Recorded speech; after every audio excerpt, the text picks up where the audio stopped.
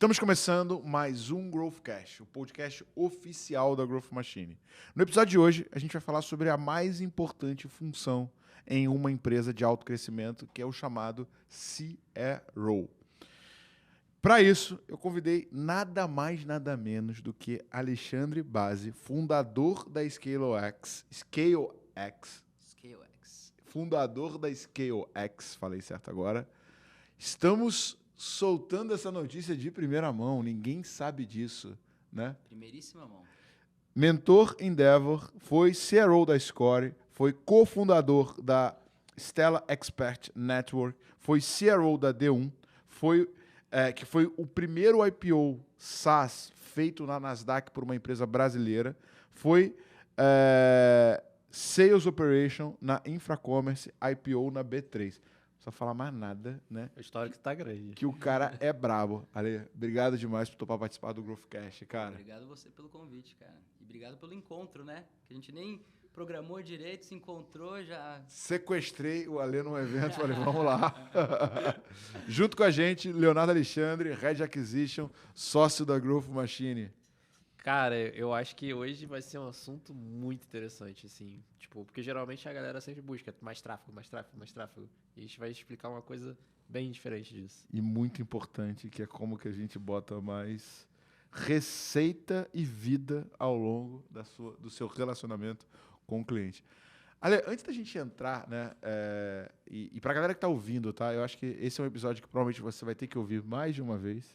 E escute com papel e caneta, porque a gente vai ter ali um nível, né, de sofisticação e de detalhes um pouco mais aprofundado para você que pretende acelerar a receita e crescimento do seu negócio. Antes da gente falar sobre o CRO, de toda essa sopa de letrinha que a gente vai entrar hoje, cara, conta um pouco da tua história, cara. Como é que você chegou nesse mundo de vendas? Boa. Cara, eu acho que entrei nesse mundo de vendas muito por uma influência do meu avô. Sério? Meu avô libanês, veio do Líbano com 13 anos pro Brasil, fugindo da guerra. Caramba, cara. E um cara que, conquistou várias coisas legais ali, mas que sempre tentou me puxar pro lado que ele falava que você tem que ser comerciante, né? Então, acho que veio um pouco disso, né? De ter enxergado isso como uma das habilidades que fez com que o meu avô chegasse até onde ele chegou, que era a habilidade de ser um cara comercial, um cara que fazia negócios e tal. Então, acabei tendo um pouco dessa influência dele, mas quando virou mesmo a chave, eu trabalhei com meu avô, né, no início da minha jornada. Você tinha quantos anos? Comecei com 15 anos, cara. Caraca, que barato, cara. E aí, depois disso, quando entrei na faculdade, eu decidi, né, que tinha que fazer estágio e tal, aquela coisa para você se formar, você precisava, né, ter dois anos de estágio. E aí eu entrei numa empresa chamada Gol Linhas Aéreas. Caramba. Num cargo de Revenue Management, inclusive. Sério? Engraçado como as coisas se conectam, né? Mas junto com a Gol... Sua faculdade era de quê? Eu fiz 2 anos de administração. Eu larguei a faculdade no segundo ano. Mas antes de eu largar a faculdade e tal, eu entrei para uma empresa de marketing multinível. Sério? Monavi. Caramba. E foi a Olha grande aí, escola de vendas que eu tive. Sério, lá, cara? Caraca. Já é a terceira. Já é a terceira ou gente quarta ouve- pessoa que fala isso. Não, Puta, cara, cara, mas é bizarro, cara. Os caras são muito bons de treinamento, cara. Se você pensa em máquina de vendas, playbook, essas coisas, cara, os caras tinham isso e o que era legal, né, do multinível? Você tinha que ser um bom vendedor, você tinha que ser um bom treinador, um bom recrutador de pessoas, então foi uma escola muito legal porque além de vender, além de montar os materiais para fazer as vendas, eu tive que recrutar pessoas, ia nas faculdades ali para tentar vender um modelo de negócios. Foi legal, me gerou ganhos bem bacanas para a época, mas também nessa questão do multinível, ele tem um lance que você é ensinado a vender a parte boa do modelo de negócios. E aí você fica bom, né? Eles montam... E aí você acaba enganando algumas pessoas, né? Por não contar 100% da verdade. Então foi também o que me descolou disso, porque eu falei, pô, você tem mais de uma pessoa ali que não tá Feliz, né? Tá feliz, alguma coisa não muito legal tem aí. Mas foi uma super, super escola, assim. Eu acho que muito do que eu aprendi de vendas foi lá, né? E foi isso. Então, minha história começou comecei trabalhando bem cedo, mas... E por causa dessa influência do meu avô também, foi por isso que eu, desde pequeno, olhava para o empreendedorismo também como algo viável, né? Porque quando você não tem exemplo dentro de casa, você acaba olhando ali e você não consegue ter aquela referência, né? Então, pô, eu olhava para o meu avô, que conseguiu conquistar o que ele conseguiu, e eu falei, putz, aqui tem um negócio que talvez eu possa olhar ali, e isso no futuro pode ser algo que esteja mais ali vinculado com vontades, desejos meus, coisas que eu queria realmente fazer, né? Então, o empreendedorismo, a possibilidade de empreender também veio por causa dessa influência familiar, né? E aí, com 22 anos, eu fundei a Smart Entrega, que era uma espécie de tipo uma log de motoboys, tipo um Uber de motoboys, que é mais ou menos o que a log também era meu concorrente direto na época. Meu primeiro escritório foi dentro do sindicato dos motoboys. Caraca! E, putz, foi muito legal, assim, mas durou dos meus 22 aos meus 26 anos, foram 4 anos à frente da Smart, chegamos a ter 5.000 motoboys cadastrados na plataforma, São Paulo e Porto Alegre como praças, chegamos a ter 35 colaboradores, 3.000 empresas PJ ativas utilizando a plataforma, várias pessoas físicas utilizando também, então, se a gente for olhar para o Blitzscaling, na Smart eu consegui validar Product Market Fit. Eu passei pelo OS1, OS2, né? Família e tribo. Mas não consegui cruzar o abismo. Não consegui transformar a startup numa scale-up. Eu não consegui... E o que você acha que você falhou? Muitas coisas. Poxa, É difícil dar uma, né? Várias coisas, cara. Assim, não soube montar uma máquina de vendas que tinha uma saúde financeira legal. Né? Eu fui tentar fazer uma venda um pouco mais high touch, né? Mais low / high touch. E aí, até para explicar, né? Quando a gente fala de low touch e high touch, né? Então, low touch é normalmente aquela venda de 2 estágios que a gente tem. E o high touch é aquela venda mais voltada para enterprise, né?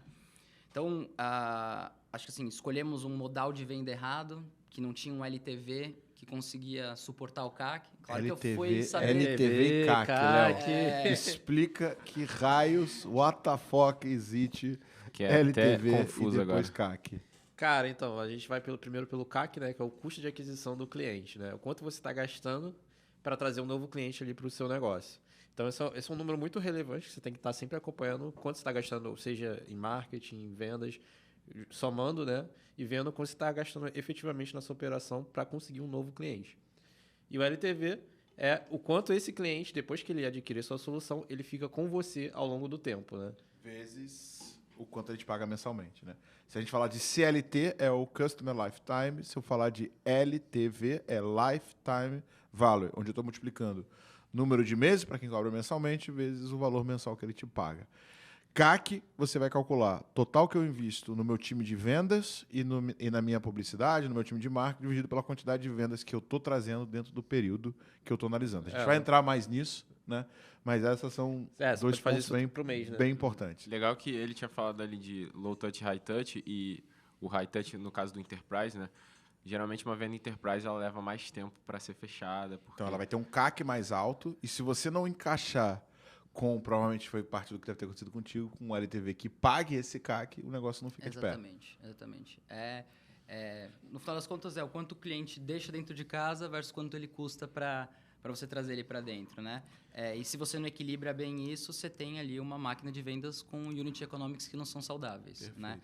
Então, acho que na Smart, um dos erros foi esse, né? Então, eu saí fazendo prospecção outbound para um negócio que tinha que ser super tech touch, né? O cara entra ali via uma mídia paga, por exemplo, e aí ele converte. Isso deveria ter sido a minha estratégia, e olhando até o que a Log fez na época, foi mais ou menos o que eles utilizaram. Fora errar na máquina de vendas, né? Não sabia contratar, não soube montar um time de co-founders correto, e não por culpa das pessoas, até escolhi pessoas boas, mas queria ter muita ação na minha mão, não queria distribuir. Acho que fui muito arrogante, né? Uma coisa que eu aprendi depois que eu entrei ali para o ecossistema da Endeavor, como empreendedores que são muito fodas têm a humildade de estar sempre aprendendo, sempre buscando feedback. Então, eu era um jovem que achava que eu era o máximo, né? E que não escutava os outros. Então, acho que, putz, N erros acabaram acontecendo para uma ideia no timing perfeito. Foi antes da log. Sindicatos dos motoboys do nosso lado, sabe? Tudo, mas faltou o quê? Faltou conseguir profissionalizar a empresa para ela sair de ser uma startup e virar uma scale-up. Cara, sabe que você falando isso? Eu lembro que uma vez eu cheguei pra você e falei assim, cara, ainda bem que a gente não dá certo rápido, né? Que a gente tenta fazer as paradas que dão errado e o caramba, porque assim, o sucesso ele é muito gostoso, né? É muito bom ter resultado, é muito bom ganhar dinheiro e tal. Mas assim, cara, quando você erra, quando você fracassa, é um professor que além de trabalhar muito a tua capacidade de resiliência, ainda desenvolve, cara, não o Peter Thiel. Como é que é o nome do cara do Feitas para Vencer? Tim Ferriss? Não é Tim Ferriss, não. Feitas para Vencer. Depois eu falo o nome do autor. Ele fala que uma das características mais frequentes nos CEOs de sucesso é a humildade, saca? Então, assim, eu falo isso direto, que assim, a gente... Cara, a galera olha de fora, né? Eu fico até meio que impressionado. A gente fez um workshop esse final de semana e o pessoal falou assim, não, cara, porque eu sinto que eu jogava futebol no bairro. Acho que o autor é James M. Collins.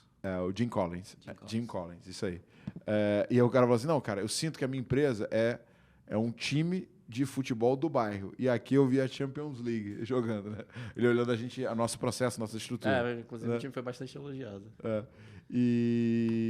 Só que, cara, isso é o nosso palco, não o nosso bastidor, né? O nosso bastidor, a gente tentou várias paradas, a gente, cara, errou pra caramba, muitos investimentos que a gente fez não chegou onde a gente queria, mas isso permitiu aquilo que a gente estava falando no caminho, percorrer a curva de aprendizado. Mas assim, cara, eu tenho desafios de segurar um monstrinho que tem dentro de mim, todos nós temos, que é um cara vaidoso, que é um cara arrogante, mas essas porradas vão domando esse monstrinho. Total. E vão me ajudando a ser um cara melhor. Total. Eu sinto que eu amadureci, tipo, deixei de ser um moleque para virar um homem quando eu quebrei, né? E a dor da quebra que me ajudou. Tu deve ter ficado naquela reflexão, caraca, mas eu não sabia tudo. Mas eu não sou o fodão? Eu me achava. Porra, me achava pra caramba, né? Porra, né? Mas assim, é isso. E quando você é arrogante, você não vê o tombo vindo. E dói. É um soco que você mal vê ali, e quando ele chega, você apaga. Então, pô, o modelo de negócio de marketplace, né, é um modelo que tem que ter um capital intensivo. Então, volume, né, velho? Que a margem é muito baixinha, 20% né, de margem. Se eu tinha inadimplência, eu tinha que pagar o motoboy. Então, imagina, né? Eu comecei a ter inadimplência de um lado, de alguns clientes, não consegui fazer todo o processo de fundraising para ter uma quantidade de capital necessária para sustentar essas perdas, né? E foi indo. Mas assim, puta experiência. Viveria tudo de novo, cometendo os mesmos erros, porque foram eles que me fizeram chegar até aqui, né? Naquele filme O Efeito Borboleta, né? Não sei se todo mundo assistiu esse filme, isso é muito bom. Que o cara, tipo, ele tem um papel lá que ele lê e ele consegue voltar no tempo e ele modifica as coisas. Só que, cara, eu sou nerd, né? Então eu joguei RPG minha vida inteira. No RPG tem 3 tipos de viagem no tempo, né? Primeiro viagem no tempo é o futuro grego, né? Que o futuro está traçado, né? Que é por causa dos Delfos. Independente do que você faça, o futuro ele é linear. Então, o que aconteceu porque nesse futuro você já tinha voltado no tempo e feito a coisa acontecer. Esse é o primeiro. O segundo é o futuro do efeito borboleta, que é o futuro da aleatoriedade, que uma pequena variação, se o Luan, em vez de vir com uma blusa amarela, viesse com uma preta, uma pessoa ia se distrair e amanhã seria completamente diferente. Então, ele fala que o bater de asas de uma borboleta pode causar um furacão do outro lado, né? E o terceiro é o que tem no o multiverso, que, na verdade, existem diversas linhas do tempo que usa a teoria da corda, né? Então, quando eu volto no tempo, eu criei uma nova linha, né? Tipo assim, essa realidade que eu tô, ela ainda existe, mas eu crio uma linha aqui do lado. E por que eu tô falando isso? Porque muitas vezes a gente olha para o nosso passado preocupado com o que a gente fez e tudo mais, e puta, quero mudar, cara, não tem mudança, não tem viagem no tempo. Se você mudar alguma coisa, provavelmente você não estaria onde você está agora. Então eu também quebrei em 300 mil, foi o momento mais difícil da minha vida. Paguei o aluguel com cartão de crédito, fiz compras no Vale Alimentação do meu irmão, mas se eu não tivesse passado por esse momento, com certeza eu não estaria aqui. Então a gente não pode ficar olhando para o passado como algo que eu gostaria de mudar, e sim como algo que foi fundamental para te forjar. Perfeito. Engraçado Acho que você é isso. ter falado isso aí, porque toda vez que eu vivo alguma coisa nova na Growth, eu falo, cara, se eu tivesse feito um negocinho diferente, será que eu estaria aqui? Tá ligado? É bizarro. E, cara, e essa tua experiência como, né? Você foi CRO pela primeira vez na D1, né? Mas, Isso. cara, e quando você começou a entender da máquina mais científica, da máquina mais avançada, como é que você descobriu essa história? Legal. Eu acho que é muito... Assim, o primeiro contato que eu tive com vendas em enterprise, então saindo da Smart, a Smart infelizmente não deu certo, meu investidor anjo, Kai Schopen, que é o fundador da Infracommerce, né, me chamou para trabalhar na Infra, e foi na Infracommerce que eu tive a sorte de cair com o Fábio Fialho, como meu líder da época, e que era um cara que manja muito ainda, né, de vendas enterprise, um cara que eu aprendi muito. E aí, quando eu fui para a D1, o desafio... E olha que engraçado, a gente estava falando do Edson Rigonati, né? Eu ir para a D1 sem o Edson saber, mas teve dedo dele. Porque ele era mentor do Fernando Steller na época e falou, cara, você precisa montar sua máquina de vendas, né? E aí o Fernando foi atrás do mercado para achar alguém para montar a máquina de vendas. Eu não sabia como fazer isso ainda na época, mas ele falou, eu vou atrás de um empreendedor que se ele não souber, ele vai lá e vai aprender. E o processo de começar a olhar para a venda de uma maneira mais científica, ele veio justamente da busca para montar a máquina da D1. E a Endeavor foi muito importante nesse processo todo, porque a gente utilizou toda a rede da Endeavor com mentorias para começar a entender um pouquinho mais ali, né, de como fazer isso. E o desafio que a gente tinha na época era, não existia um playbook para vendas, para você criar a máquina de vendas para o enterprise. Os playbooks que tinham eram mais voltados para small business, inbound marketing, todo um outbound mais de volume, mas para o enterprise mesmo, a gente não conseguiu encontrar uma literatura que nos ajudasse a entender o que a gente tinha que fazer. Então, foi muita tentativa e erro, né? E muita mentoria. E, assim, isso foi um lance muito legal. A maneira mais legal de se aprender é conversando com outras pessoas que já fizeram, né? Tendo essa humildade de trocar, de aprender e tal. Então, essa busca, né, por analisar o crescimento de uma maneira mais científica. Claro, se eu olho para o meu passado, trabalhei em Revenue Management na época da Go. Então, comecei a olhar para uma forma mais científica de olhar para a receita, mas isso só veio fazer sentido depois de muito tempo que eu consegui conectar os pontos. Mas, olhando agora, né, quando foi a Endeavor e o processo de montar a máquina da D1 foi muito importante. Por isso que hoje, quando me pedem mentorias da Endeavor, eu adoro fazer, justamente por causa dessa retribuição, né, de tudo isso que a gente aprendeu ali do ecossistema, né, com os empreendedores e tudo mais. Então, começou na D1, e aí na D1 a gente... foi outro ponto que foi muito legal. Cara, até pra galera entender, explica o que era a D1, o que ela fazia, tá? Perfeito. E, cara, já apontou o que é esse tal desse CRO, né? Desse Chief Revenue Office. Legal. A D1 é uma empresa que tinha uma solução, né? Era um SaaS voltado para grandes empresas e que oferecia uma solução de comunicações transacionais digitais, né? Então, ele orquestrava as comunicações transacionais. E aí, o que são comunicações transacionais? Quando você compra algo num e-commerce, por exemplo, e você vai recebendo aquelas mensagens que o seu pedido foi foi despachado, por exemplo, vai ser entregue e tal. Isso é uma comunicação transacional, né? Quando você, por exemplo, compra algo e você tem um recebimento, por exemplo, uma pólice de seguro. Você compra um seguro e você tem você vai receber a pólice de seguro. Isso também é uma comunicação transacional, um documento transacional, né? Então, a D1, ela criava jornadas, né? Por que eu falo criava? Ela existe ainda, mas foi comprada pela Zenvia, né? Então, a D1, ela tinha esse software de criação de jornadas de comunicação, né? Voltado para a comunicação transacional no início e depois outros tipos de comunicação também. Tanto que a gente chegou a comprar a Smarco, que era uma empresa de chatbot. Então, grandes empresas que precisam se comunicar de maneira escalável com muitos clientes utilizavam a solução da D1 para orquestrar toda essa comunicação, né? E então, e aí na D1 assumi como Chief Revenue Officer, né? E o Chief Revenue Officer foi um cargo que surgiu ali no Vale do Silício, né?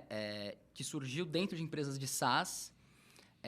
que precisavam olhar para a jornada do cliente como um todo. O que acontece quando a gente muda para um modelo de negócio de recorrência, um modelo de negócio que, por exemplo, como um modelo de software vendido como serviço, né? Da mesma maneira que está acontecendo, assim, o consumidor, eu acredito que ele está prezando muito mais pelo usufruto do que pela posse. Né? Então, a gente muda... está indo para o mundo da assinatura. Né? Eu não Exatamente. quero mais ter carro, eu quero pagar a Exatamente. mensalidade pelo carro. E aí, quando você tem esses modelos de assinatura, você começa a ter recorrência. Tá? Então, diferente de um modelo de negócios onde você tinha ali o recebimento upfront, né? O lifetime value, praticamente 90% dele vinha da primeira compra. Agora, quando você está falando de um modelo de negócio de SaaS ou de modelo de negócio de recorrência, 90% do lifetime value vem depois da primeira compra. Então, precisou-se olhar para a jornada de aquisição e para toda essa jornada de fidelização de uma maneira única. E aí surge o CRO, para olhar para toda essa jornada e conseguir conectar todas as áreas que têm uma correlação com a geração de receita para criar essa experiência única. Então, o CRO ele olha tanto para o landing quanto para o expanding. Né? Então, ele olha tanto para o processo de aquisição quanto para o processo de fidelização daquele cliente. Estou com dificuldades na conexão. Poxa, até a Siri tá achando difícil, pô. Que susto, cara. Mas pegando um gancho, a gente bateu um papo, né, com o Daniel Ho, da Salesforce, né, e eu falei um pouco sobre o Behind the Cloud, né, que é o playbook do Mark Benioff. Cara, até onde eu sei, ele criou essa indústria. Você concorda Sim, comigo? Total. Né? O Mark Benioff era um executivo da Oracle, né, que é uma das importantes big techs que existe. O cara era lá em cima, né, tipo, colado lá no fundador, só que ele não estava mais satisfeito. Né? E ele falou, cara, quero criar meu negócio. Pediu demissão da Oracle e montou a Salesforce. Né? E quando ele montou a Salesforce, ele queria fazer 3 disrupturas. Né? Disruptura no modelo de negócio, disruptura no modelo cultural, né? E disruptura no que hoje a gente chama de ESG, né? No modelo social, que 1% da receita da Salesforce eles doam para organizações não governamentais. E aí que ele falou, cara, esses caras cobram milhões, né? Pela licença de um software. Você compra a propriedade do software. Então, antigamente, você ia lá e pagava, pum, R$1 milhão, esse CRM é meu, esse ERP é meu. E o Benioff ele criou o seguinte, de licença, né? vou alugar o acesso ao software e você vai me pagar mensalmente. Quando ele fez isso, ele criou uma mudança no mercado que, tipo, primeiro, como todo mundo, chamaram ele de maluco, que ele não vai conseguir, que é impossível e tal. Criou um ódio absurdo na indústria, porque, velho, os executivos, meu irmão, os caras ganhavam um carro, né, numa venda. Né? Você imagina uma venda de 5 milhões, de 10 milhões, era muita grana. E aí ele mudou essa lógica. Deixou de ser o quanto você me paga o upfront e passou ao quanto eu te entrego o valor e o quanto eu consigo te manter dentro da minha base. E ele fazendo isso, ele mudou a lógica. Porque antigamente o investimento ia ficar todo na ponta de vendas. Cara, convenção de vendas, salários faraônicos, executivo andando de Porsche, de Ferrari e tal. E era uma coisa que você olhava, igual o Vale do Silício no ano 2000. Tinha um nível de alavancagem que você falava assim, puta, tem uma coisa de errado, né? Tem valor demais aqui nessa ponta. E se eu gasto toda essa grana apenas para fechar a transação e eu já realizei o valor do meu cliente, eu não preciso me preocupar tanto com o meu cliente ao longo do tempo. Eu não estou tão preocupado com a satisfação, com a felicidade. Esse cara já me pagou 1 milhão. É claro que, né, as empresas sérias que vão se perpetuar se preocupavam, mas muitas estavam nem aí para o cliente. E aí eles tiveram que reequalizar a partir do momento que a Salesforce criou esse modelo. E aí começou a surgir outras. Né? Primeiro todo mundo falou que não funcionava e tal. Ele conseguiu criar e aí o pessoal viu que esse era o único modelo que sobreviveria. E aí toda essa grana que era concentrada num único cara teve que ser distribuída. A gente vai ter que fazer CS, a gente vai ter que fazer atendimento, a gente vai ter que medir a satisfação, a gente vai ter que criar mecanismo para garantir que o cara paga pelo produto e usa. Então foi uma verdadeira revolução criada por essa modificação, né, que o Benioff fez lá atrás, certo? Total. Fantástico. E o surgimento do CS vem daí, inclusive, né? O Salesforce quase quebrou por vender muito. Por quê? Ele gastava uma grana com o custo de aquisição de cliente, o cliente entrava, só que esse cliente não se mantinha o tempo necessário para que ele recuperasse o investimento que ele fez. E aí se criou uma área dentro do Salesforce que é o chamava... LTV. Exatamente. É justamente você conseguir atingir, né, um LTV que seja, no mínimo, Sustentável. maior do que o CAC, né? É o break-even point ali, é só para não dar prejuízo, né? Então, ele não conseguia manter, a gente chama isso de months to recover CAC, né? Os meses para você recuperar, quanto tempo demora para você recuperar o CAC, né? Para ter esse payback, né, do investimento. Aí, eles não estavam conseguindo ter essa retenção e aí criou-se uma área que era uma área de retenção de receita, que depois virou uma área de Customer Success e CS surgiu daí. Então, o surgimento da disciplina de CS vem justamente do Salesforce. Então, não é só que veio o SaaS de lá, né? Mas veio também o CS surgindo justamente para você conseguir manter esse cliente ativo, né? E entendeu-se que para se manter esse cliente ativo, você tem que continuar causando impacto positivo, consequentemente sucesso para ele, é isso que mantém o cliente. Isso Agora- mudou todo o jogo. Agora, só tipo assim, umas curiosidades sobre esse momento da Salesforce. Tiveram várias coisas que o Bernier fez que, tipo assim, né? Foram aula de marketing. Uma das primeiras coisas que ele fez foi o seguinte: ele começou. A Oracle, eles tinham um evento deles anual, tá? Onde, cara, tinha banda, cara, era o evento lá em São Francisco. O Bernier começou a contratar pessoas para fazer manifestação, atores fazer manifestação na porta do evento, né, com uma plaquinha escrito "no software", como se tivesse tendo pessoas revoltadas com a venda de software. Só que eram todos atores. Só que, cara, toda a assessoria de imprensa que estava para cobrir o evento virou para manifestação e falou: uma manifestação na frente do evento da Oracle, porque não aceita mais pagar por licença e tal. Ele conseguiu uma exposição de mídia altíssima, sem pagar absolutamente nada, porque ele fez isso. Outra coisa que ele fez, tipo assim, próximo onde os executivos da Oracle almoçavam, onde ficava o prédio da Oracle, ele comprou um outdoor, botou um desenho de um dinossauro e escreveu assim: "Cuidado, dinossauros atravessando a rua". Então, assim, ele foi fazendo várias coisas assim, sabe, que eram meio que virais e que hackeavam a atenção, que ele conseguiu, tipo, criar essa percepção de um movimento contra o que estava ultrapassado, que era a venda de licença, né? O cara hackeou o Growth, né? E esse livro é muito bom, cara, o Behind the Cloud, porque explica todas as estratégias que ele usou, inclusive essa que eu estou contando, e muitas outras, e, né, a gente vê ali o nascimento de toda uma indústria, né, cara? Toda uma indústria. Então, o cargo de CRO, ele nasce junto com o SaaS, né? Nasce para você entender essa jornada como um todo e conseguir criar essa jornada fluida do momento que o cliente reconhece que tem a dor e que você, de certa forma, impacta ele, até o momento que você faz upsell, cross-sell e assim por diante, né?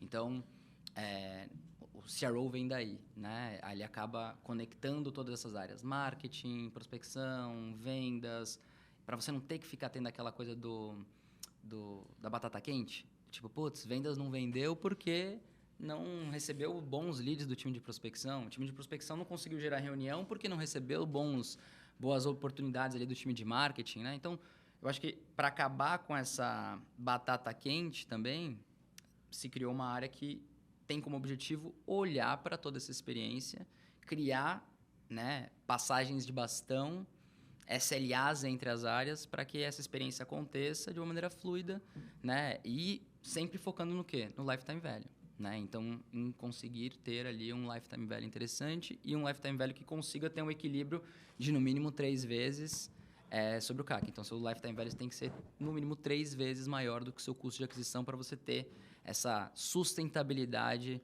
né, do seu crescimento. Cara, tem um artigo muito bom. Inclusive, cara, vamos botar na descrição desse episódio do David Scott, né, do For Entrepreneur.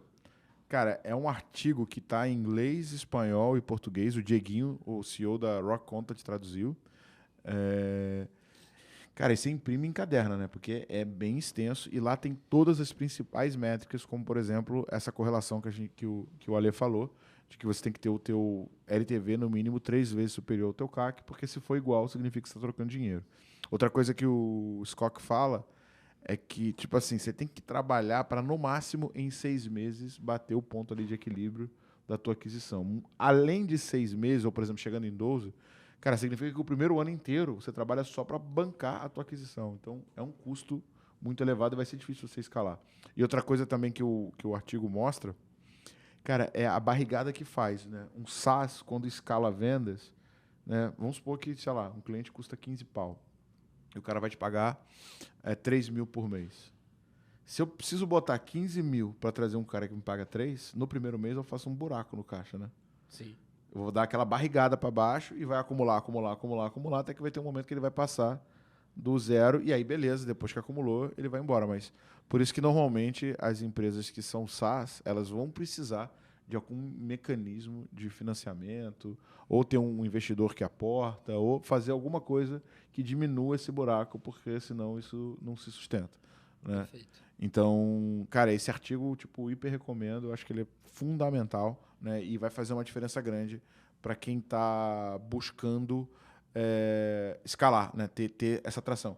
Ale, agora é o seguinte, cara, você explicou a função do CRO e tal, mas, tipo assim, o que está debaixo dele? CS está debaixo dele, vendas está debaixo dele, e o que faz, assim, mais ou menos um CRO? Qual que é a rotina desse cara? Legal.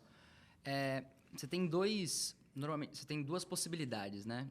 Você tem aquele CRO que só olha, ele seria meio que par da pessoa de marketing, da pessoa de vendas, e ele vai olhar para ser a pessoa que vai ferramentar a máquina e cuidar dos indicadores. Então, existe uma vertente ali de CROs que seguem nessa linha. E você também tem CROs que vão ter a pessoa de venda, o time de vendas embaixo, o time de marketing, todos embaixo mesmo respondendo. Então, tem essa diferença, né? Mas, no final, o que o CRO faz? Ele constrói a máquina e garante que você vai ter todos os indicadores para analisar e identificar onde estão os gargalos dessa máquina. E vai olhar para isso de uma maneira holística. Porque, às vezes, né? E às vezes não, com certeza, vamos supor assim, eu quero dobrar de tamanho. Significa que eu tenho que dobrar os meus leads? Não. Depende. Onde está o seu gargalo? Agora, se eu tenho alguém olhando exclusivamente para geração de lead e que não está olhando de uma maneira holística, ele pode começar a aumentar ali para gerar mais leads, mas se ele não tem uma taxa de conversão legal de lead para lead qualificado, talvez ele não precise aumentar, talvez ele só precisa o volume, ele precisa aumentar a taxa de conversão.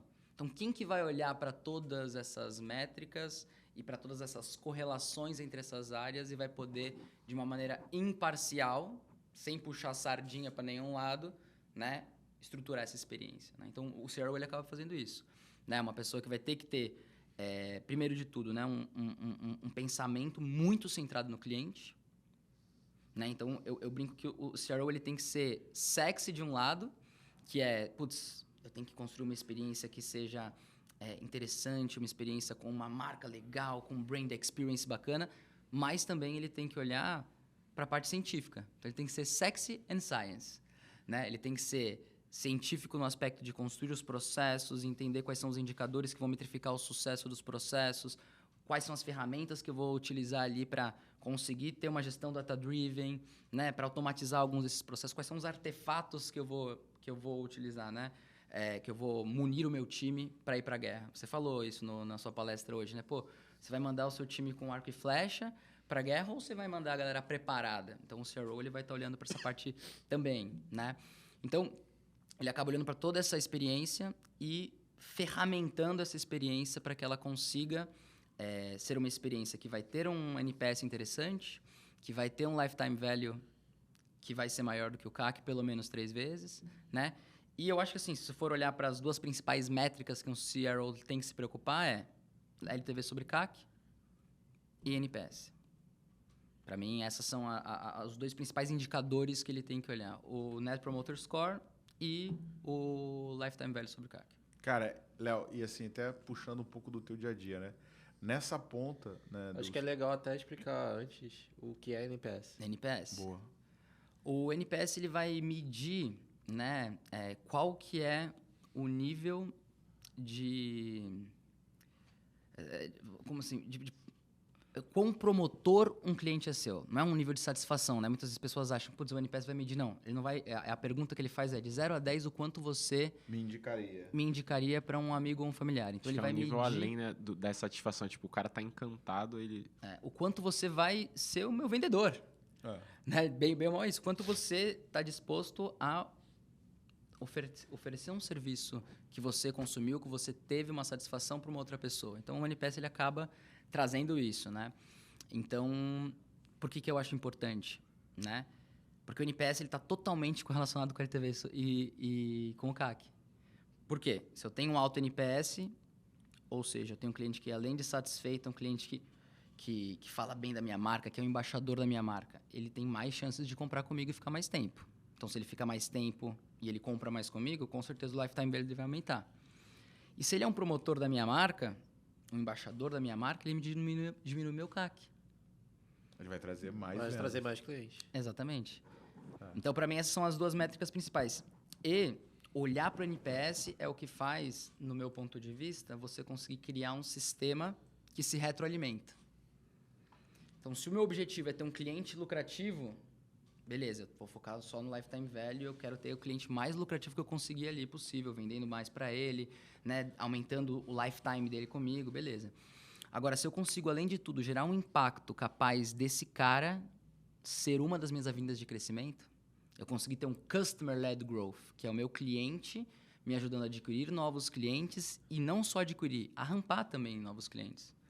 Então, por exemplo, um cliente seu que palestra num evento seu, ele está sendo um cara que está te ajudando de alguma maneira, né? Um cliente que faz um case de sucesso, um cliente que aceita uma ligação de outra pessoa que está para fechar com você, para fazer um feedback ali que a pessoa vai comprar. Então, entender que esse cliente ele pode sim, de alguma maneira, te ajudar no seu processo de crescimento, te gerando leads, acelerando a conversão desses leads, é o que eu vejo que é a grande chave do jogo para você conseguir atingir um crescimento sustentável e exponencial. Então, se você imagina níveis de maturidade de uma experiência, o primeiro nível ele é representado pelo funil de vendas. A minha única preocupação é a aquisição. Então, eu tinha ali vendedor que, nesse mundo que a gente está falando menos concorrido, num mundo onde o vendedor bom era o vendedor que vendia pente para careca e areia no deserto. Por quê? Porque ele tinha que vender uma vez.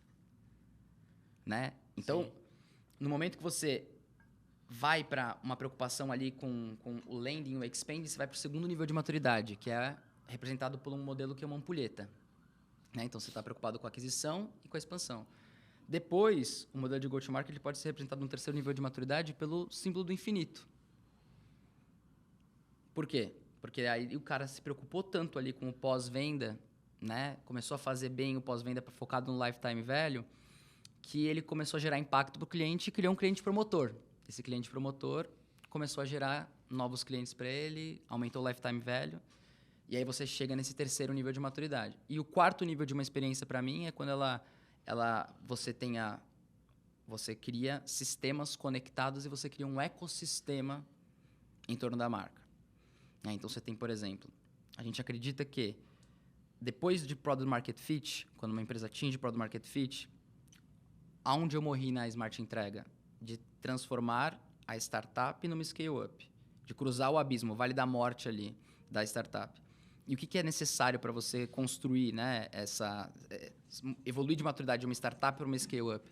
É justamente você dominar as 3 experiências fundamentais, que é a experiência do cliente, que o CRO cuida ali, que a gente estava falando, a experiência dos talentos e a experiência dos acionistas. E, para mim, essas 3 experiências elas têm esses 4 níveis de maturidade. Então, eu posso, por exemplo, só me preocupar com a aquisição de um talento. Mas se eu me preocupo com a aquisição de um talento, e além de me preocupar com o funil para adquirir ele, eu me preocupo com o pós-contratação, que eu faço um bom onboarding, eu treino esse talento, eu desenvolvo esse talento, eu aumento o lifetime value dele. Como? Ele ficando mais tempo comigo e ele conseguindo crescer e entregar mais valor para a empresa. Eu conseguindo fazer isso, eu posso criar o quê? Um talento que vai ter um alto Net Promoter Score. Vai trazer o novo Employee Net Promoter Score. O que ele vai fazer? Ele vai me ajudar a adquirir novos talentos. Cara, a gente bateu um papo com o Vabo, né? Sim. E eu gostei muito da parada que ele falou, tu lembra? Tipo, você pegou um talento. Cara, pega o talento e fala assim, quem são os 3 caras mais foda que tu conhece? Quero almoçar com os 3. É isso. Caraca, pensa assim, os 3 caras mais brabos que tu conhece. Não, mas ele tá bem empregado. Não importa, eu tô fazendo pipeline, entendeu? Eu vou deixar esse cara. Ele tá feliz hoje? Tá, mas se eu almoçar com todos, em algum momento esse cara vai estar insatisfeito. E eu vou falar só pra ele o seguinte, Ale, dia que você enjoar, tá? Do que você tá fazendo, me procura.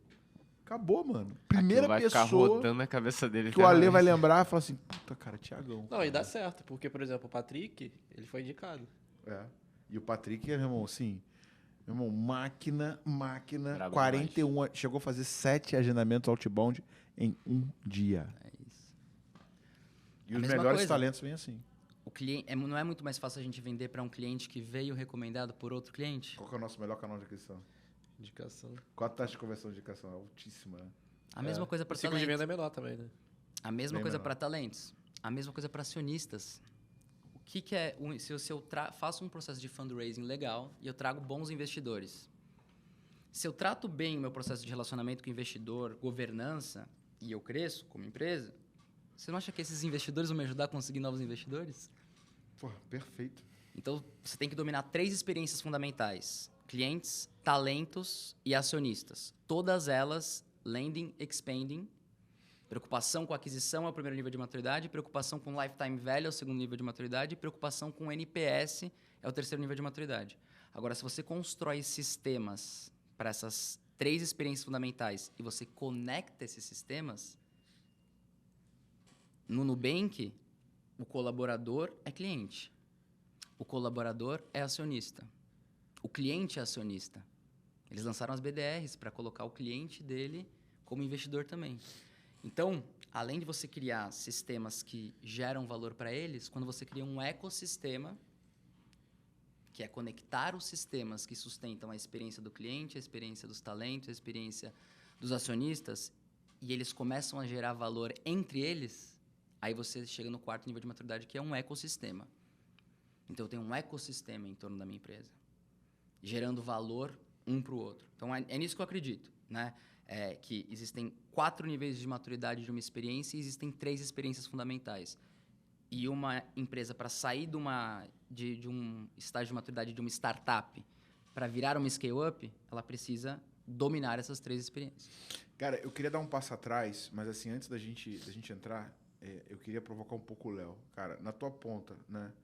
Olhando para aquisição, quanto você acha, tipo assim, o que você poderia colocar para a galera que tá nessa ponta? O quanto é importante essa linha de ter alguém olhando para revenue, né? Ou seja, para crescimento de receita por cliente e não olhando apenas para aquisição, na tua perspectiva?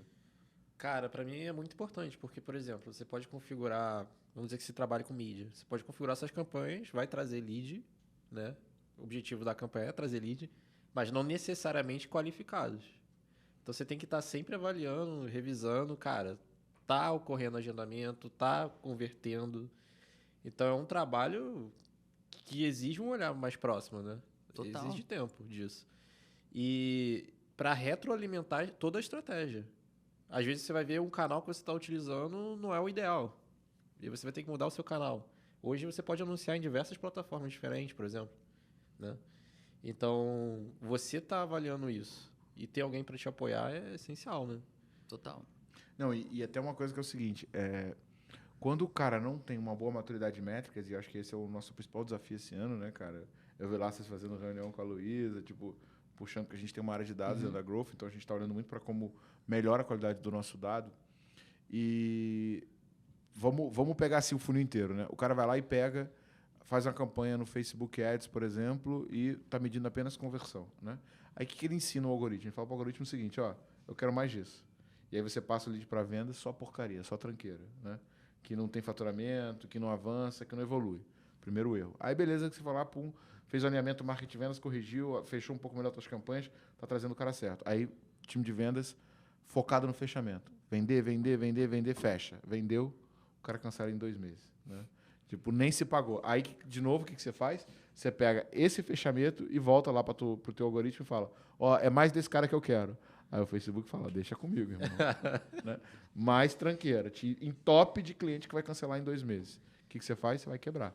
Quando você sai da ponta de ser vendas e passa a ser revenue, você deixa de ter a métrica apenas conversão, ou seja, ganho no teu funil, e passa a olhar para quanto tempo e para quanto de sucesso você está entregando para esse cara. E aí, cara, você falou um termo legal, que é o Land Expand, mas eu queria que você contextualizasse melhor. Perfeito. O que raios é esse tal desse aterrissar e expandir, né? E se quiser contar também a história da Normandia, eu ainda vou trazer o Rigonati para contar essa história. Boa. E quais são as melhores práticas também, né? Legal. Acho que assim, lending é o processo de aquisição, né? O que eu tenho que fazer para adquirir um cliente? E o expanding é o processo de fidelização. O que eu preciso fazer para fidelizar esse cliente e esse cliente crescer ou em tempo comigo ou em ticket médio, né? Principalmente quando a gente olha para vendas enterprise, né? Para vendas para grandes empresas, se você não tem uma estratégia muito estruturada de landing e expanding, você vai ter muita dificuldade de crescer. Por que isso? Porque provavelmente quando uma grande empresa vai te contratar, ela não vai pegar ali e vai te dar todo o share of wallet. Ela vai provavelmente te dar uma parte. Uma unidade de negócio. Exatamente. Né? E aí é seu papel, como empresa, olhar para isso e estruturar para ver como você vai fazer esse crescimento, como você vai estruturar essa expansão. Né?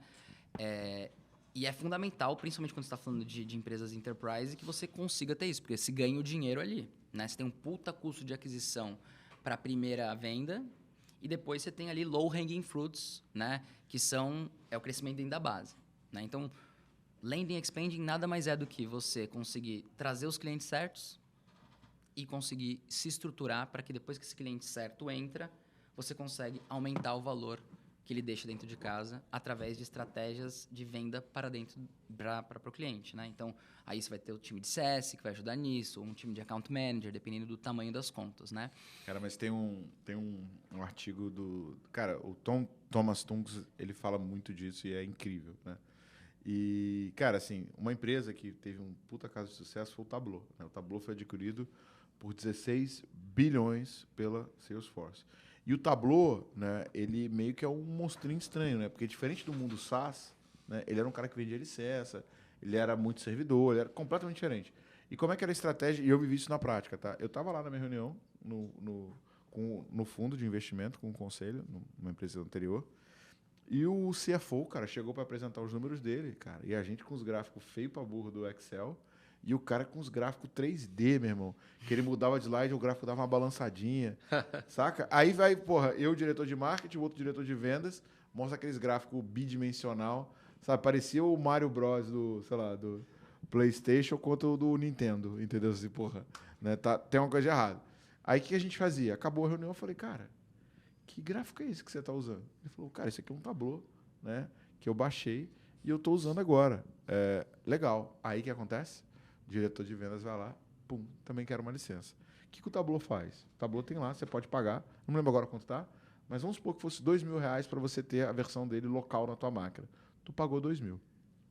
Você foi para a reunião de conselho, mostrou para todo mundo e definiu um novo padrão de gráficos e dashboards que a gente deveria usar.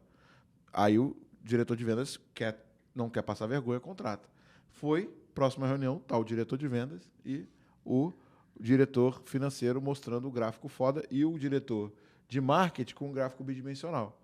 O que acontece? Eu vou lá também no Tableau e vou querer. Pô, virou padrão. Tem o que ter também. Quando eu vou baixar a terceira licença, o Tableau espera assim. Não é assim, não. 2, tudo bem. Agora vamos conversar, porque eu tenho uma proposta melhor. Então, aquele negócio que começou num ticket de R$2.000, ele rapidamente expandiu sozinho para um ticket de 20 mil. Isso é o Land Expand. Ele aterrissou cobrando 2. Internamente, ele foi se vendendo e depois ele foi para 20 mil. Então, olha o ativo que você está fazendo. Né? Você está diminuindo o ciclo de venda, porque o Walter comprou esse negócio sozinho. Ele mesmo vendeu internamente, porque, né, humilhou os demais que não tinham o gráfico brabo, né? E depois, tipo cara, Canvas, né? foi só o consultor ir lá e fazer uma venda em Enterprise, jogar agora vocês têm no servidor, está disponível para a empresa inteira. Esse é o Land Expand, não é à toa que os caras cresceram da maneira como eles cresceram, né? Exato. E aí, quanto é importante de você ter claro o seu ICP para fazer isso bem feito, né? Então, beleza, se eu sou uma empresa que eu tenho que me preocupar, né, para crescer ali depois do que eu faço a minha venda, eu tenho mais oportunidades, eu tenho que ter muito claro quem que eu vou atacar. Qual que é o perfil de cliente ideal que vai me possibilitar esse crescimento, né? Então, principalmente quando a gente está falando de vendas para grandes contas, se você não tem uma estratégia boa de crescer dentro da conta, você vai ter dificuldades, né? Porque o seu CAC vai ser muito alto, os ciclos de vendas que são grandes, longos, né? E você vai acabar tendo problema de conseguir ter aquela proporção que a gente Cara, falou. e tem duas coisas que eu percebo, né? O Léo, ele tem uma postura de direto, né? Tu falar com o cliente, fazer reunião e ir medindo a dor do cara. O Dieguinho, ele fala uma parada que é muito legal, que é o seguinte, vender novamente para o teu cliente é um mecanismo de fidelização. Total. Porque quanto mais ele vai pagando... Por exemplo, eu resolvi um problema, né? Vamos supor, o cara foi lá e contratou o 10X. Botou a máquina de vendas para funcionar, tá prospectando, tem os processos e tal. Inclusive, você que está ouvindo quer saber o que é o 10X. Tem um link aqui embaixo para você pedir um diagnóstico gratuito, tá? Então já vai lá que meu time vai analisar e ver se a gente consegue te ajudar. Se for o momento, a gente vai te apresentar uma proposta incrível para isso. O cara terminou o 10X. Aí o cara fala, puta, quero mais. Ou no meio do 10X, né? Será que tem alguém para vir treinar o meu SDR? Será que tem alguém para medir as minhas métricas? Se você não tem um mecanismo para vender novamente para esse cara, a chance de vir um concorrente teu e, não, pô, é mais avançado, é melhor, é mais próximo, tem mais acompanhamento. Então, assim, vender novamente para a tua carteira, mais do que aumentar o teu LTV e potencializar a tua receita, ele é um mecanismo de defesa. Porque o cara, entrou para um novo ciclo. E ele sente que ele está progredindo. Então, você tem que ter... Você matou o primeiro monstro. Você tem que ter uma nova arma para ele matar o próximo monstro. Certo, Ale? Total. O exemplo que você deu ali do Tableau, né? Imagina se eu não me preocupasse em expandir na conta e eu deixasse só com aquele diretor que tem. Poderia acontecer o inverso, né? Chegar lá o Power BI, o cara vai e faz e ele vai crescendo em outras áreas. Se você fecha a possibilidade dessa entrada em outras áreas, você, além de tudo, você protege o seu território, né? Então, nas vendas enterprise, crescer dentro da conta é o que te gera, às vezes, stickiness, né? É o que te gera de você deixar aquela conta mais presa ali com você. Pô, é muito mais difícil eu cancelar um contrato que eu tô com, por exemplo, as métricas de todas as unidades de negócio interligadas, conectadas. Eu tirar um software desses é muito mais difícil do que eu tirar só o software do time de marketing e pedir, por exemplo, ele substituir. Então, por isso, gera essa amarração do cliente ali com você, né? Você vender mais para ele. Fica mais difícil ele sair. E, cara, e o que você entende? Aí eu vou jogar primeiro para você, Léo, mas depois eu queria que você falasse um pouco da tua rotina de capacitação. Mas o que muda, né, no vendedor quando ele não está focado apenas em fechar a primeira venda e sim em criar um relacionamento? Qual que é a tua opinião, cara? Cara, eu acho que assim, isso vai ajudar ele em outros pontos também. Que, por exemplo, você comentou aí a questão do problema e solução. Problema e solução. Às vezes a gente está solucionando um primeiro problema, né? O vendedor fechou aquela venda. Se ele tem um relacionamento com esse cliente, algum tipo de ponto de contato, em algum momento da trajetória esse cara vai ter um outro problema. E esse vendedor consegue fazer uma nova venda, né, solucionando um novo problema. E é exatamente isso que eu percebo quando eu converso com os clientes, né, da Growth e tudo mais, que eles percorrem uma trajetória. Cara, não estou conseguindo crescer a empresa e tal, não sei o quê. Começa a vender muito. Minha empresa está crescendo pra caramba. Cara, eu preciso expandir time de venda. Preciso achar mais SDR. Pré-vendedor. Cara, preciso aumentar isso porque, tipo assim, tá funcionando, mas agora eu tenho um novo problema. Contratação. E o problema muda, né? E o problema o problema não acaba, ele só vai migrando, né? De uma área para outra, de uma área para outra, de uma área para outra. E tem uma parada que é o seguinte, cara, que a galera não se liga. Às vezes o cara vende um produto muito grande, muito complexo, tipo um ERP ou uma plataforma, né? Que a gente estava falando no carro. E aí o cara olha e você fala o seguinte, cara, eu vou resolver toda a tua vida. Vou resolver teu RH, teu e-mail, tua comunicação, o teu financeiro, tua controladoria. O cliente, ele olha para aquela parada tão grande e ele fala assim, por onde que eu começo que eu não consigo nem entender o que esse cara está me propondo? Aí dificulta a experiência do cliente. Imagina Agora, a complexidade de vender esse projeto quantas todo. pessoas ele tem que envolver? Quantos stakeholders vão participar nesse processo de decisão? Agora, se eu vendo só para faço um case de sucesso, desse eu vou para a próxima adjacência, eu vou para a próxima, é mais fácil. Cara, a primeira, tipo assim, né? O Edson Rigonati foi nosso mentor e, tipo, eu falo isso pra ele direto, que eu tenho que dar equity da Growth, porque a Growth só existe por causa dele. Mas, cara, a primeira vez que eu fiz reunião com o Edson, eu tinha ido para São Paulo fazer uma reunião com a Porto Seguro era a nossa cliente, e aí ele foi lá, falando do Land Expand, o caramba, falou do Thomas Tuggs, Comecei a estudar. Aí, cara, tipo assim, cara, Porto Seguro. Aí eu fui ver 27 negócios. Tem 27 empresas. Agora provavelmente deve ter até mais, mas na época que eles eram meus clientes, eles tinham 27 negócios. Eu falei, pô, tô atendendo uma área de uma empresa que tem 27 negócios. O que eu comecei a fazer?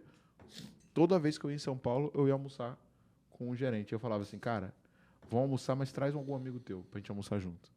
Pum. Aí eu tinha um cara de TI, o Marcelo, ele me trouxe o cara de educação. Eu falei, cara, e aí, cara, como é que estão os projetos de educação de vocês? E o cara, eu falei assim, pô, cara, olha só, o meu check-in só começa mais tarde, será que eu posso trabalhar daí de dentro? Aí eu comecei a ter crachá da Porto Seguro, eu comecei a rodar.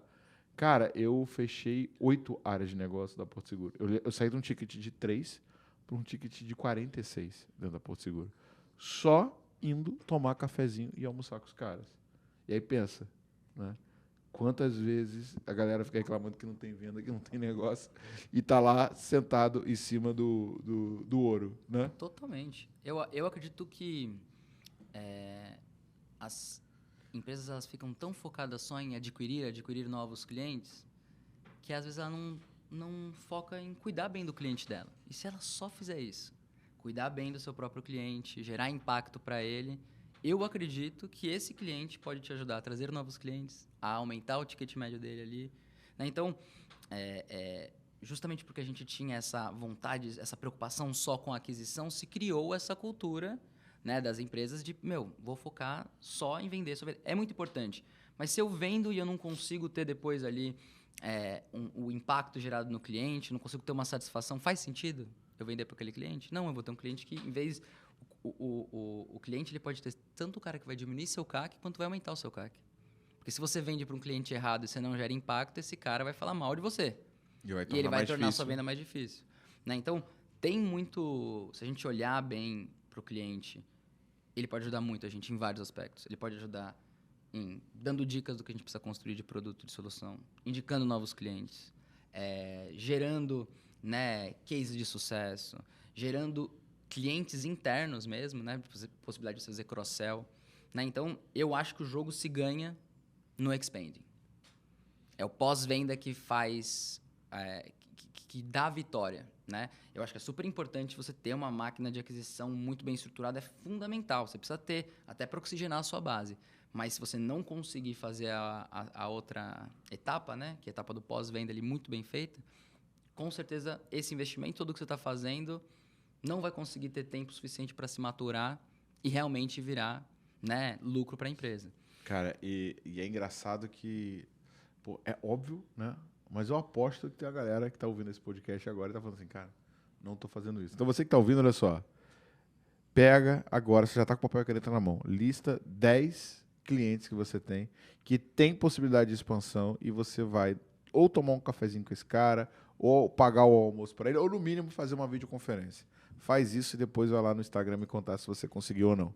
Cara, o que muda, Lê, no treinamento dos vendedores, né? E até, pô, traz alguns hacks, tem os treinamentos que a gente estava conversando no carro, para quem está trabalhando como CRO ou para quem foi para essa lógica de olhar mais para revenue do que olhar para venda? Eu acho que assim, na parte de treinamento, você vai continuar tendo os treinamentos de vendas, você vai continuar tendo os treinamentos de marketing, você vai continuar tendo treinamento de prospecção, treinamento de CS, né? O que vai acontecer é que você vai ter que conseguir montar, se você for o responsável por isso, né? Você vai ter que montar ali como se fosse disciplinas dentro de um curso, vamos dizer assim. Né? Então, você vai ter que ter ali, né, os treinamentos que são destinados para o time de prospecção. Claro que vão ter treinamentos que vão poder ser utilizados ali pelo time de vendas, pelo time de prospecção também. Então, é você conseguir olhar para isso tudo, né? E, assim, acho que não vai mudar tanto pelo fato de eu ser um CRO, mas vai mudar pelo fato do momento que a gente vive hoje. Que a gente vive um momento de escassez de talentos e de guerra por talentos. Então, nesse momento, as empresas têm que assumir um protagonismo de formação do seu time. Eu acho que esse é o grande lance, né? Então, se eu tenho um momento onde eu tenho dificuldade de encontrar um profissional preparado, não ter um profissional preparado vira um gargalo. Correto? Então, eu tenho que resolver esse gargalo. Eu, como empresa. Né? Então, acho que olhar para essa jornada como um todo, na minha posição de CRO, e depois olhar para a jornada do talento como um todo, me fez entender que da mesma maneira que o jogo se ganha no expansion do cliente, o jogo se ganha no expansion do talento. Eu fazer um bom onboarding para o talento ali, um bom processo de treinamento e desenvolvimento, é o que vai me ajudar a ter menos turnover, ter um Employee Net Promoter Score alto e ter indicações de novas pessoas para eu contratar dos meus próprios talentos, né? De eu ter uma cultura legal. Então, olhar para o treinamento e desenvolvimento, que é a parte ali que a gente poderia correlacionar ali com o expanding, né? O que um CS faz para um cliente? Ele cuida do sucesso do cliente. Imagina se tivesse um CS para o talento. Caraca, Ótima olha ideia. isso, cara. Olha isso, cara. Bizarro. Um Não, cara mas- que olhasse para o sucesso daquele talento. Você falou isso hoje na sua apresentação, né? Pô, eu descobri qual é o sonho do cara e aí eu consegui conectar os treinamentos para ele atingir aquele objetivo dele. Você fez o quê? Igual um CS faz. Qual que é a sua meta? Quais são os seus objetivos? E eu vou te ajudar a montar um plano para chegar nisso. Por que a gente não faz isso com os talentos, cara? Tá. Não, a maioria das empresas não faz. Ela espera que o cara chegue pronto. O que é aquele modelo do vendedor, né? Ó, você senta aqui do lado, esse cara aqui, você escuta o que ele vai fazer. Acabou. Eu mal vou te dar uma apresentação bonita e se se vira, vira. meu irmãozinho. E eu vou te cobrar a meta.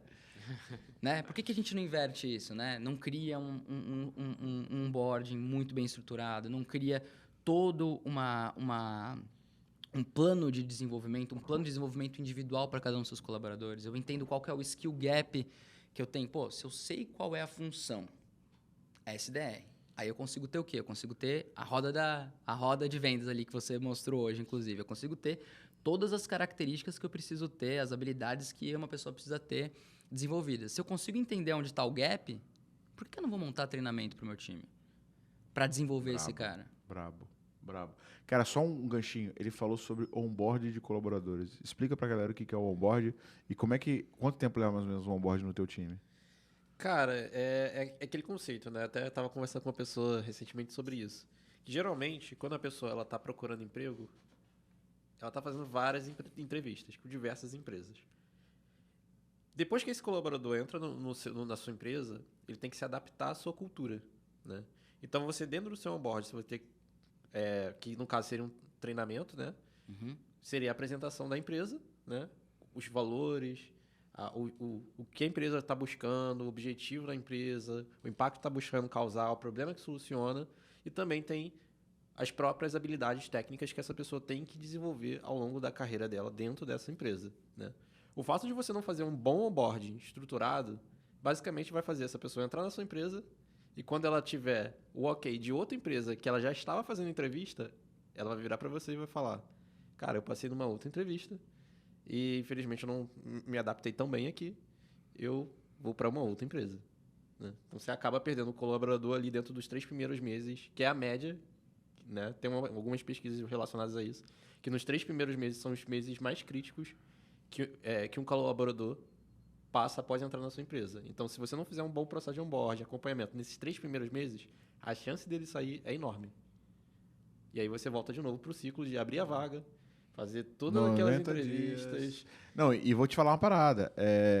Dois eventos, né? O primeiro evento, um cara do nosso time de pré-vendas recebeu uma proposta de uma empresa, inclusive já foi nossa cliente, investido e o caramba e tal, para ele ir para lá como BDR. E aí eu entrei no circuito e falei: não, tu não vai. Não, tu não vai. Tu vai vir pro meu time, eu vou te treinar, eu vou te capacitar, eu vou te mentorar e tu vai ser o melhor dessa parada. Aí, pum, ficou. E aí eu assumi o time, né, numa carga pesada de capacitação que a gente estava conversando. Outro cara do meu time, em fechamento com o cliente, a cliente falou: não, então, eu queria fazer uma reunião contigo, mas é sobre outro assunto. Aquele outro assunto. Aí que outro assunto? Não, vamos fazer a reunião. Aí vai fazer a reunião então. Cara, olha só, o que eu queria negociar contigo, eu não queria negociar a compra do 10X, eu queria negociar uma proposta pro profissional vir trabalhar na minha empresa. Só que os caras, velho, tipo, eles nem escutam. Porque o aprendizado que eles estão tendo, o crescimento que eles estão um mês depois do outro, ganhando mais dinheiro e tal, e vendo o nível de investimento que a gente está fazendo para fazer com que eles sejam cada vez melhores, principalmente quem passou por uma empresa, fala assim: velho, não tem outro lugar que vai fazer isso. Raríssimos lugares vão investir de fato tempo para fazer o funcionário, o colaborador ficar cada vez melhor. Raríssimos. Porque é cultural. A gente não acha que precisa. Por quê? Porque até pouco tempo atrás a gente vivia num mundo onde você tinha mais pessoas disponíveis para trabalhar do que vagas.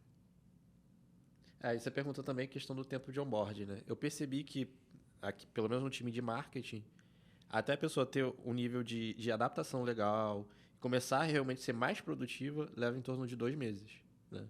Então, nesses 2 meses, ela está se adaptando, cara, o que acontece dentro da empresa, o que a empresa trabalha, melhorando as skills dela. Nem sempre a gente traz uma pessoa já mais sênior, a gente às vezes traz uma pessoa mais júnior e treina A ela. gente tem uma característica de escola, a gente forma, né, isso é bom e ruim, né?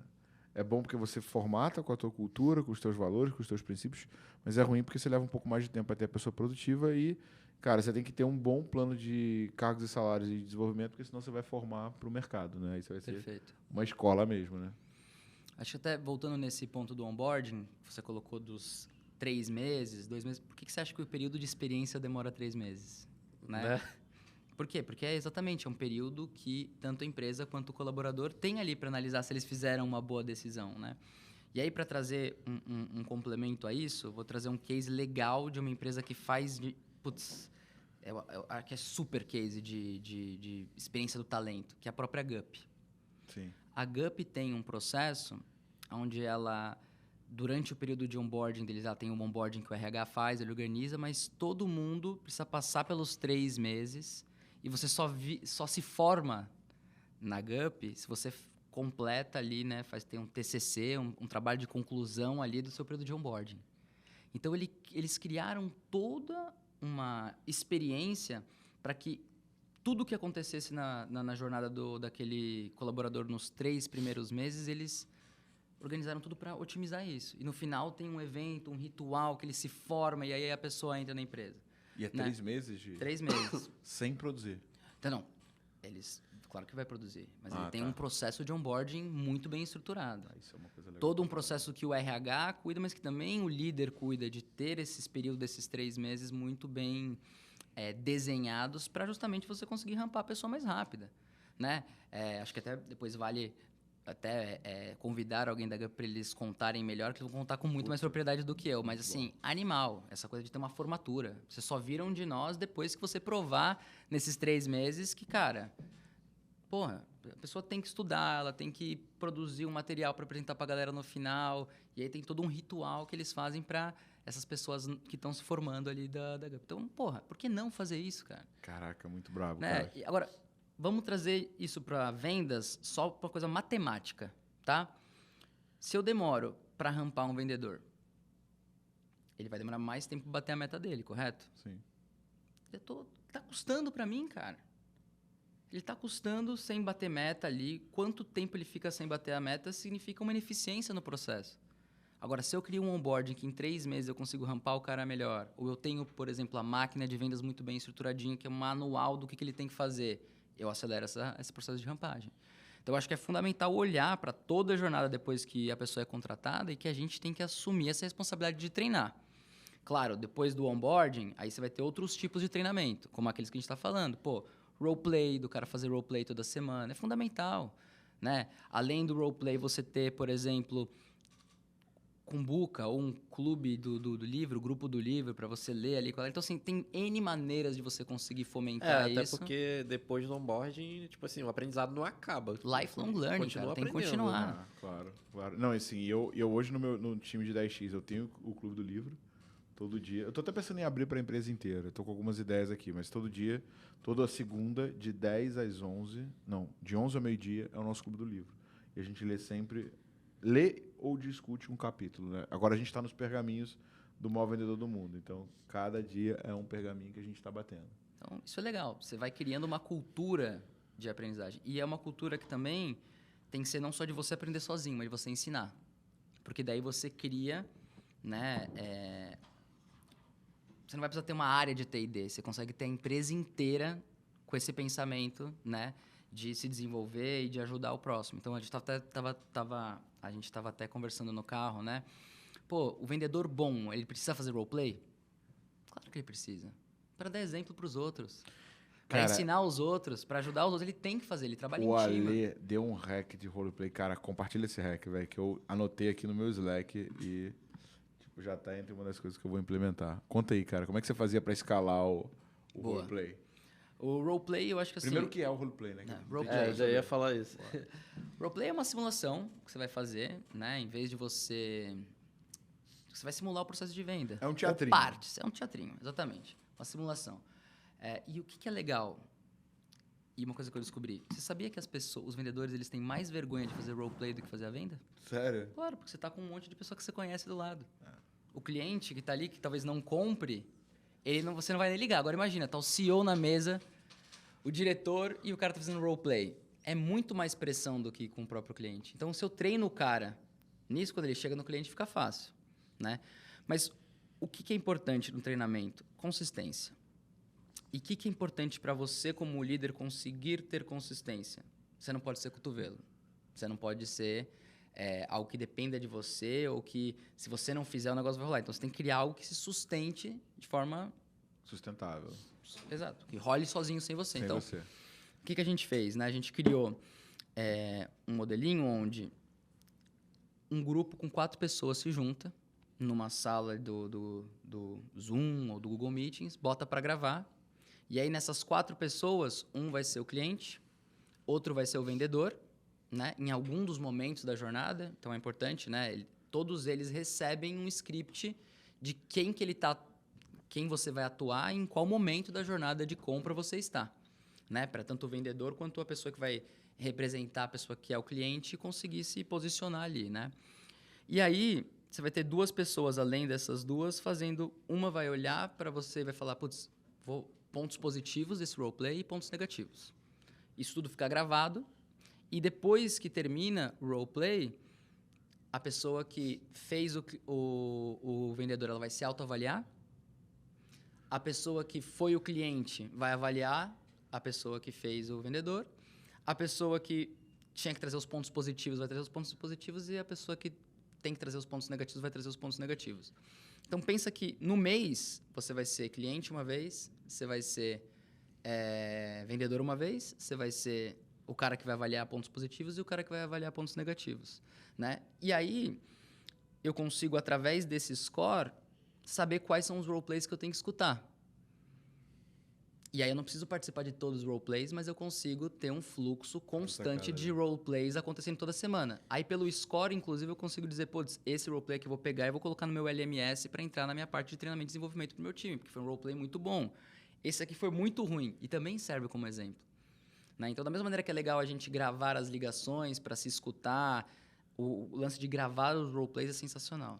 Né? E aí, nisso, você consegue criar uma estrutura de treinamento que não depende de você. Não preciso estar em todos os roleplays. Claro que eu vou participar de alguns, né? Mas eu posso criar um modelo que funciona sem ter a minha... sem eu ter que estar lá, sabe? Ou sem ter que ter uma pessoa de treinamento específica para estar gerenciando aquilo. Não, o próprio time cria rituais que ele possa seguir para garantir essa consistência de treinamento, né? Esse é um fator muito importante, né? Porque uma coisa que eu reparei é que conforme você vai crescendo o time, você vai escalando, você não consegue estar em todas as reuniões, todos os locais, tudo. Não consegue. Você já não consegue, então você tem que começar a criar sistemas que as próprias pessoas colaboram, né? Exatamente, exatamente. Isso é criar algo que seja sustentável, né? Para você escalar, não pode depender de uma pessoa, né? Então, até para eu escalar a minha liderança, para escalar o treinamento e desenvolvimento da minha empresa, ele não pode depender de um. Ele tem que ser um sistema que as pessoas entendem como funciona, né? Que entendam como funciona e que elas possam seguir e repetir aquilo para não depender de uma pessoa especificamente. E aí você né? vê como que a empresa, tipo, é como uma escola. Você tem que ensinar o tempo todo. Né? Você vai passando, você vai ensinar a pessoa do seu time, do seu lado, você vai ensinar a pessoa da outra área, você vai estar sempre ensinando alguma coisa. E o que é acho que até foi uma frase legal que a gente falou do Eric Santos, que ele fala que líder é uma pessoa que bate meta através do desenvolvimento de outras pessoas. Então, por exemplo, um vendedor que é muito bom, mas que não quer fazer um roleplay porque ele se acha bom, talvez ele não tenha algo que está faltando ali para ele ser um líder. Porque ele não está preocupado em treinar e desenvolver as pessoas que estão ali em volta dele. Então, talvez eu consiga, por essa cultura de fomentar com que as pessoas treinem um ao outro, identificar bons líderes. para o meu processo de sucessão depois, né? Então, pô, outra coisa muito legal é a pessoa entra na empresa, durante o processo de onboarding dela, você tem um padrinho que vai estar ali do lado dessa pessoa. E você vai ter uma avaliação desse padrinho depois desse processo de onboarding. Bons padrinhos são bons líderes. Então, se eu tenho um cara que é um bom padrinho, que recebe bem a pessoa que chegou na empresa, que no final depois ele tem uma avaliação de como ele foi como padrinho daquela pessoa, né, desse período de onboarding, normalmente os bons padrinhos acabam sendo bons líderes. Então, você consegue, né, Essa é uma outra sacada muito boa. demonstrando isso, que a empresa tem uma cultura de treinamento e desenvolvimento, uma empresa que constantemente vai buscar se profissionalizar, se desenvolver, um ao outro, inclusive. Se isso está na cultura da empresa, aí o negócio vai rolando, entendeu? Cara, você sabe que um pouquinho antes quando eu comecei a Growth, né? Quando eu fui demitido da empresa que eu era gerente, diretor de vendas em São Paulo e voltei para o Rio, eu fui contratado. Eu fiz uma negociação, né? Para trabalhar 4 vezes na semana numa empresa e ter um dia livre para tocar a Growth. E esse dia livre eu intercalava entre mentoria, consultoria e produção de conteúdo. E nessa empresa que eu tinha entrado, eu entrei para liderar o time de vendas, né? E aí eu comecei, tipo assim, cara, a galera entendia vendas como atendimento, não entendia vendas como ciência, como método, como ser consultivo, comecei a dar muito treinamento. E um dos vendedores, cara, tipo, ficou muito pilhado. E aí começou a aplicar, e começou a ter resultado e tal, e crescer, e o caramba. E aí eu falei, ele chegou para mim, né, e falou, cara, tá sendo incrível isso aqui e tal. E eu comentei com ele que eu ia para São Paulo, que eu ia visitar. Dessa vez eu visitei o LinkedIn, a Salesforce e a Vita, né? E ele falou, cara, eu posso ir contigo? E eu falei assim, pô, mano, como é que vai ser? Não, eu tenho uma folga vencida, eu vou pagar minha passagem e eu quero ir contigo. Eu carrego os equipamentos, eu vou dar um jeito de ir contigo. E ele foi comigo, né? E, cara, putz, aí ele entrou na Salesforce, aquela decoração da Salesforce, ele, uau! Aí foi no LinkedIn, aquela decoração, aí, pô, ele foi lá na área de venda. Cara, a área de vendas do LinkedIn, mano, não sei se tu já foi lá, velho, eles têm uma mesa que você aperta um botão, a mesa sobe. O fone de ouvido deles é um fone de ouvido com uma parada azul, véio, que brilha, Bluetooth sem fio. E aí os caras vendendo em pé e o caramba, e articulando.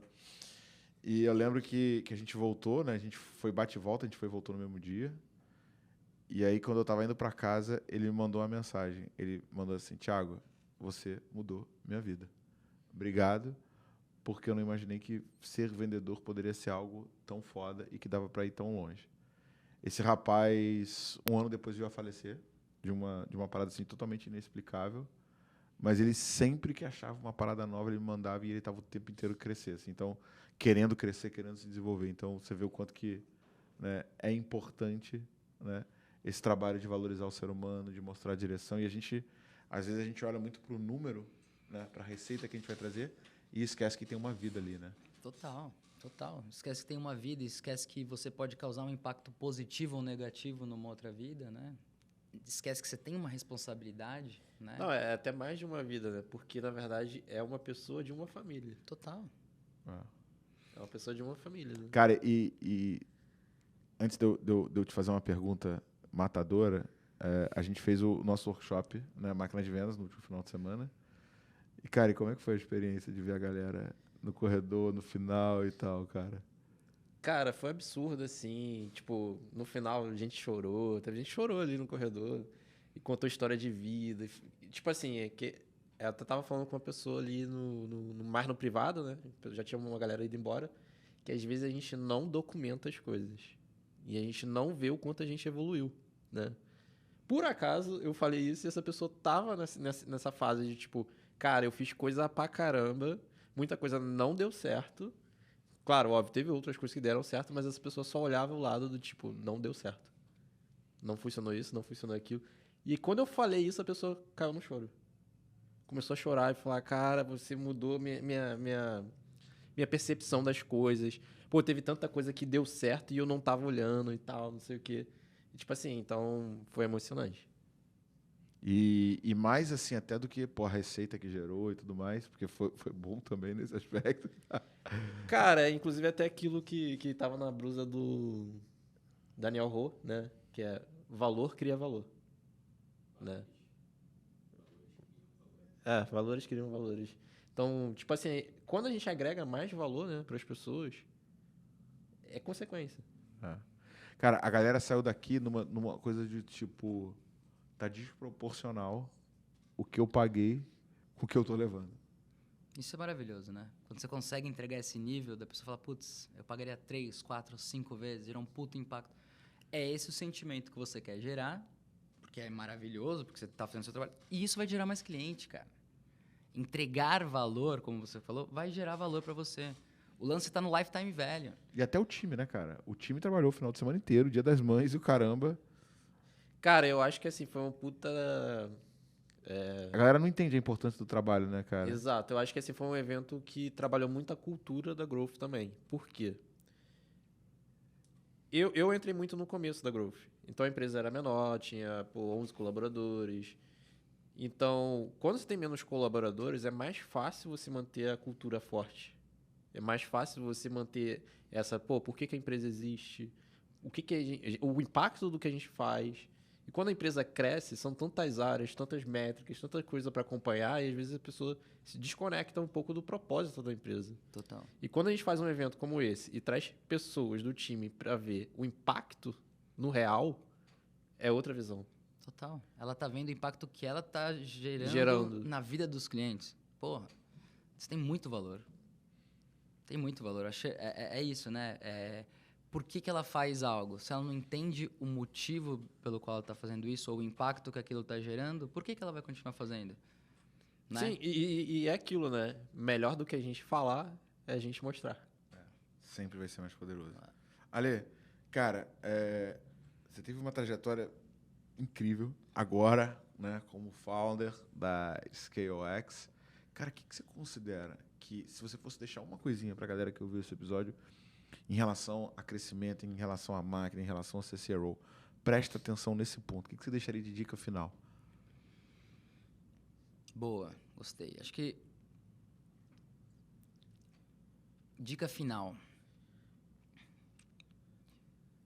Olha para o seu cliente, olha para o seu talento e tem empatia por ele, cara. Eu acho que o grande lance está aí. Simples, né, cara? É simples. Né? Não vai querer criar algo que está na sua cabeça. Vai lá, faz Customer Discovery, conversa com o cliente. Quer entender como melhorar seu produto? Chama o seu cliente, monta um board de clientes. Por que você não monta um board de clientes que que nem você tem um board de investidores, né? Você vai lá e se encontra de 3 em 3 meses, uma vez em um mês. Por que você não tem isso com o cliente? Para o cara te falar se está legal ou se não está ruim. Por que você não tem isso com seus talentos, às vezes? Né? Então, acho que, vamos amplificar a voz dos clientes e amplificar a voz dos talentos. E vamos... Acho que um ponto importante. Nem sempre o cliente tem razão, mas ele sempre tem que ser ouvido. Né? Então, acho que, como mensagem final, escute seu cliente. Escute seus talentos. Nem sempre eles vão ter razão, mas eles sempre têm que ser ouvidos. E o que eles falarem tem que te gerar alguma reflexão. É isso. E aí, Luan? No ranking. Caraca, essa última agora... Pegou pesado? Nem sempre o cliente tem razão, mas ele sempre precisa ser ouvido. E, além disso, você tem que ter uma reflexão. Cara, pra mim foi um soco no estômago. Tô impactado. Muito boa, muito boa. Cara, quem quiser trocar ideia contigo, quem quiser conhecer um pouco melhor a ScaleX, como é que faz? Quiser conhecer, estou no Instagram, não tão ativo como você gostaria. Só quero mentorias também de como, né, explorar melhor ali essa parte da produção de conteúdo. Mas estou no Instagram, estou no LinkedIn, no Instagram ale.base, com 2 Is e 2 Es, ale.bazzii. No LinkedIn, Alexandre Base. E estamos lançando o site da ScaleX, scalex.cc, se não tiver no ar ainda, mas logo, logo vocês vão ver aí. Tamo junto. Obrigado demais, cara. Léo, como é que eu te acho, Léo? Como é que troca ideia contigo? LinkedIn, leonardo.alexandre.si. Boa. Ó, thiago.reis.gm, LinkedIn, TikTok, Instagram. Se você quer levar o teu crescimento para o próximo patamar, aqui na descrição desse episódio, você vai achar um link para você se cadastrar, solicitar um diagnóstico gratuito. Meu time vai analisar o teu negócio e vai mostrar para você um plano para você chegar nas tuas metas e tornar mais fácil atingir o teu próximo nível. Para cima!